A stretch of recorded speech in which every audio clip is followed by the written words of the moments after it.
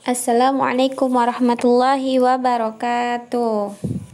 Bagaimana kabar solihah semua? Semoga dalam keadaan sehat dan selalu semangat dalam belajar. Untuk pertemuan kali ini kita akan belajar mengenai siklus makhluk hidup dan juga manfaat makhluk hidup bagi manusia. Untuk siklus makhluk hidup bisa kalian baca pada LKS halaman 36 sampai 37.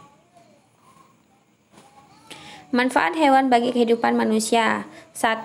Penghasil bahan pangan, misalnya daging, telur, susu yang bisa kita dapat dari ayam, bebek, kambing, sapi, dan lain sebagainya. Yang kedua, penghasil bahan sandang, misalnya kain sutra yang kita peroleh dari serat kepompong yang ditenun menjadi kain, kemudian jaket kulit yang bisa kita peroleh dari kulit sapi dan kerbau. Yang ketiga adalah penghasil bahan kerajinan, misalnya jaket yang kita peroleh dari kulit sapi dan kerbau, wayang kulit, kemudian bulu angsa yang dimanfaatkan untuk membuat kok.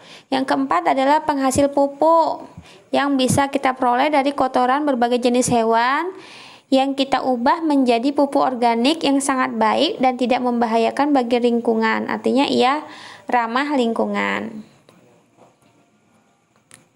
Lanjut, untuk manfaat tumbuhan bagi manusia. 1. Bahan makanan, misalnya sayur mayur, buah-buahan, biji-bijian yang kita bisa manfaatkan untuk kebutuhan pangan sehari-hari.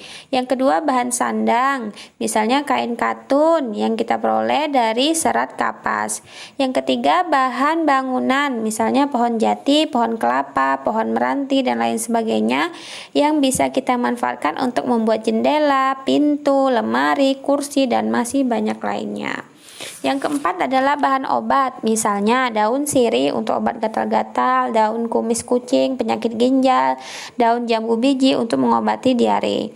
Yang kelima, penghasil minyak atsiri, dimanfaatkan dalam industri kosmetik, parfum, makanan, dan minuman.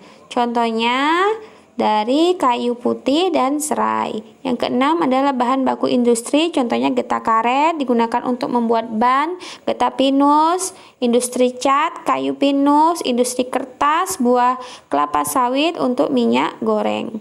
Yang ketujuh adalah bahan pewarna alami, misalnya kunyit pewarna kuning, daun suji berwarna hijau, wortel berwarna jingga, dan masih banyak lainnya. Yang kedelapan adalah bahan penyedap masakan, misalnya lada, pala, jahe, serai, cengkeh. Yang kesembilan, mengurangi pencemaran karbon dioksida di udara. Tumbuh-tumbuhan bisa melangsungkan proses fotosintesis sehingga dia akan menyerap karbon dioksida yang membuat udara sekitar kita menjadi bersih. Yang ke-10 adalah mencegah terjadinya erosi, yaitu manfaat dari akar tumbuhan yang tunggang dari pohon-pohonan besar yang berfungsi untuk menahan aliran air sehingga tidak terjadi erosi.